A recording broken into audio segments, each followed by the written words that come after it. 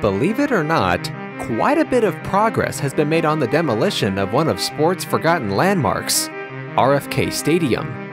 While non-structural demolition and asbestos abatement have been ongoing, we were still waiting on the permit to be issued for the complete raising of the structure. And while we have that in hand now, it's not the only thing we were waiting on. Since it was announced that the Harris ownership group would be purchasing the Commanders, talks about public funds for a new stadium have slowly been coming back into the picture, and RFK being chosen as the site is becoming more probable than ever. Join me as we take a look at demolition progress and recap all the developments about a new stadium for the Commanders in this Summer 2023 update.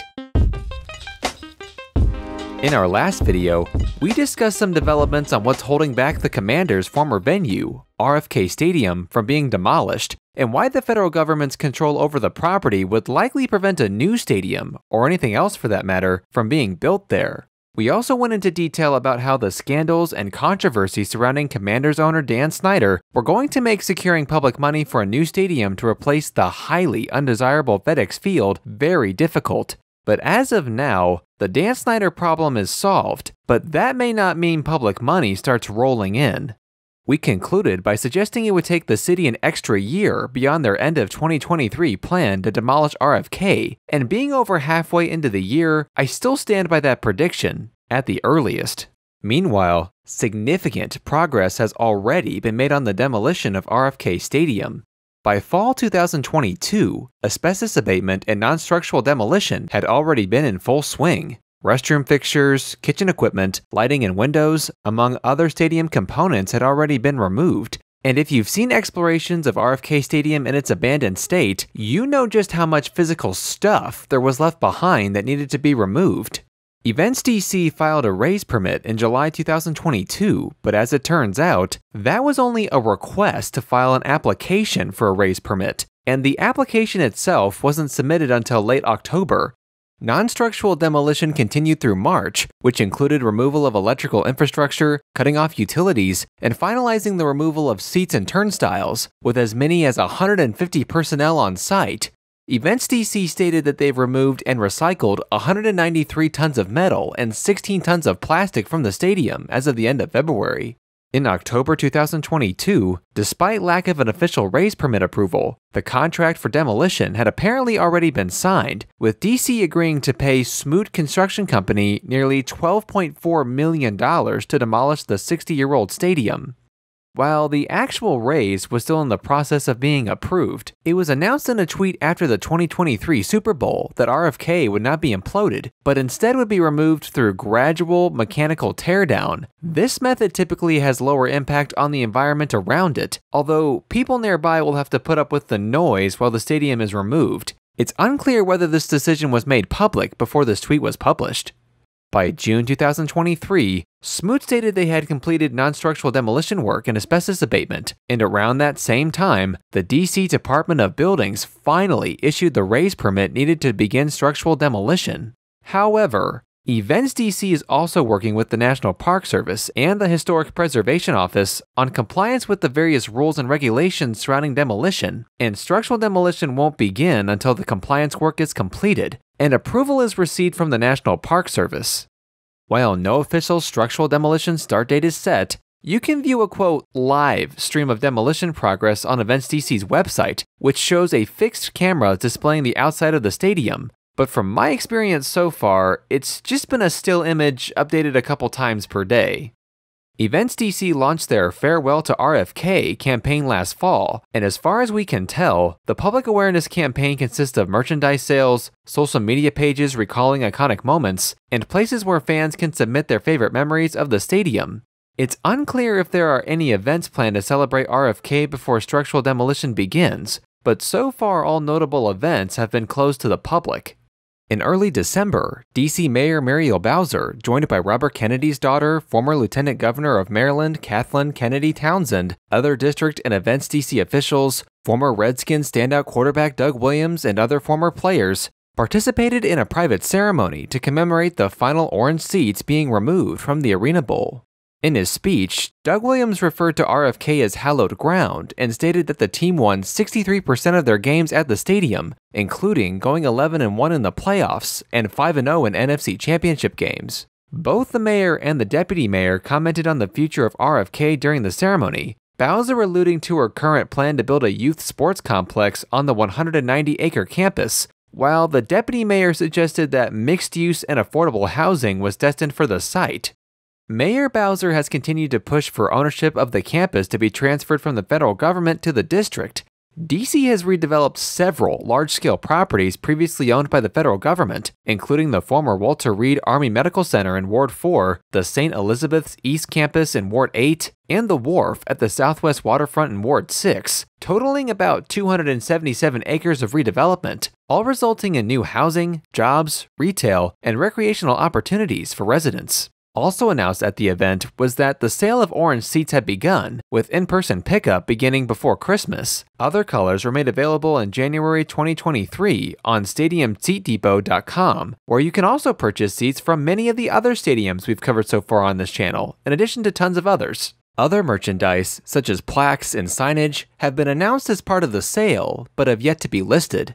Some fans reached out to Events DC requesting specific items and were shocked to hear back. One fan took home a piece of the ductwork that his father had installed when the stadium was constructed. Another fan requested the button panel from one of the elevators. And a third fan took home the seat that his late father used when he was a season ticket holder. When asked about the future of RFK Stadium and its successor, former Redskins players expressed their desire to have the team return to Washington, D.C., and specifically to the RFK site. And while team ownership appears to be changing, turmoil regarding ownership of the land still remains. But even that issue is starting to look up.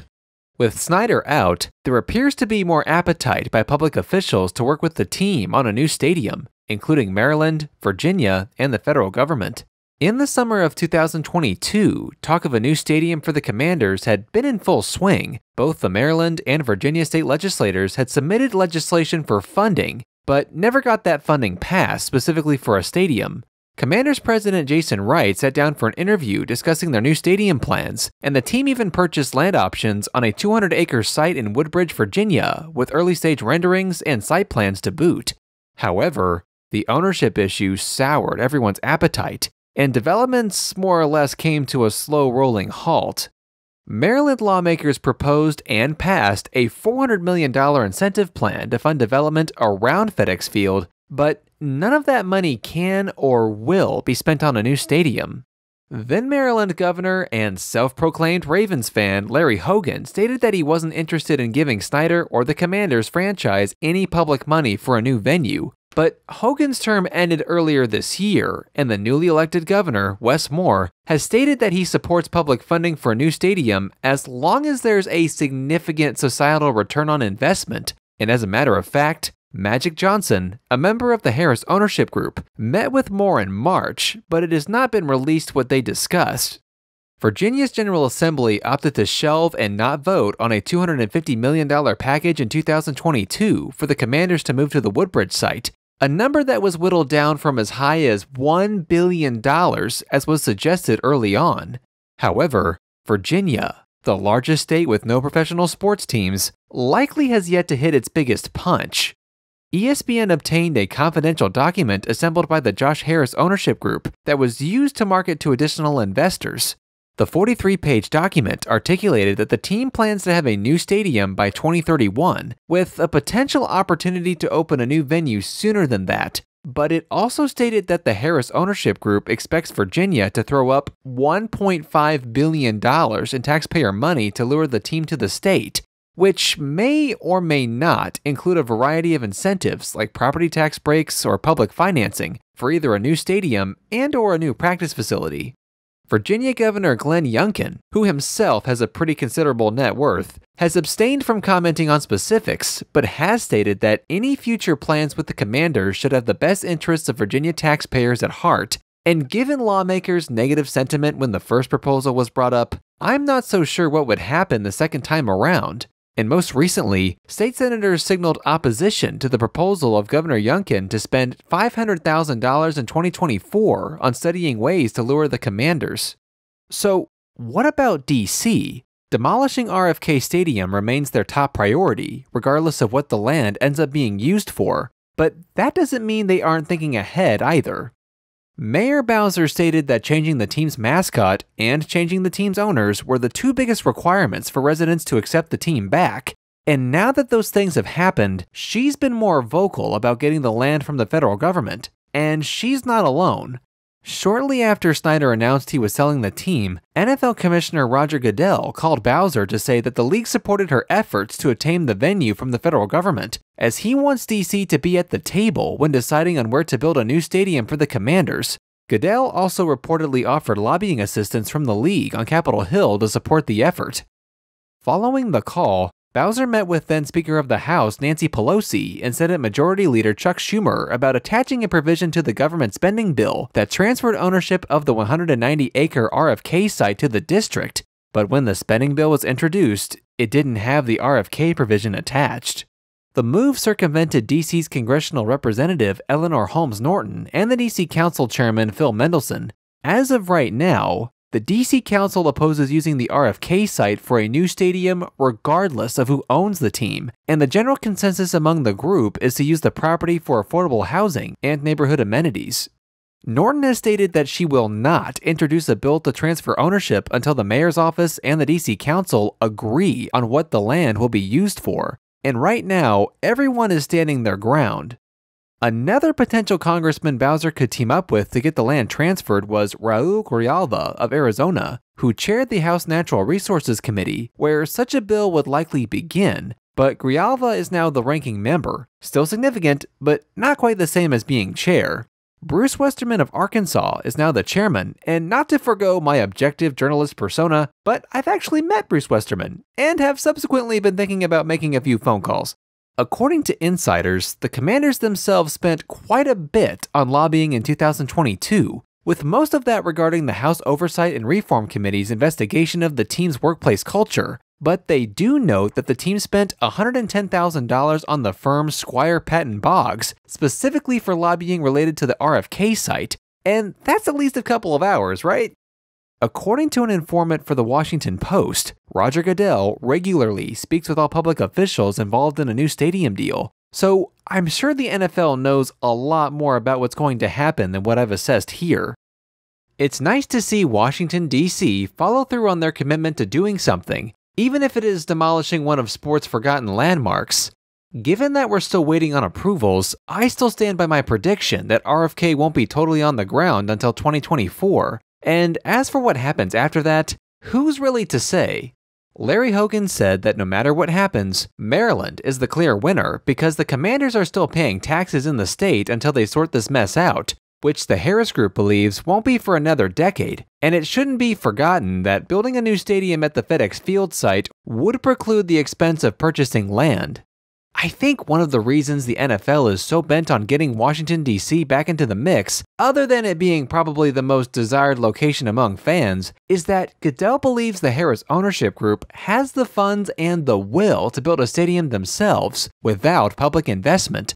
So he would rather the team make that investment in a highly valuable and highly desirable location like downtown DC than in the middle of nowhere like in Virginia, where a disaster like Fedex Field could very well repeat, continuing the downward spiral of what remains of one of the league's most valuable franchises, despite Dan Snyder doing everything to ruin that. And Goodell knows that such a mistake can't happen again, which is another reason why I believe Snyder was pushed out behind closed doors.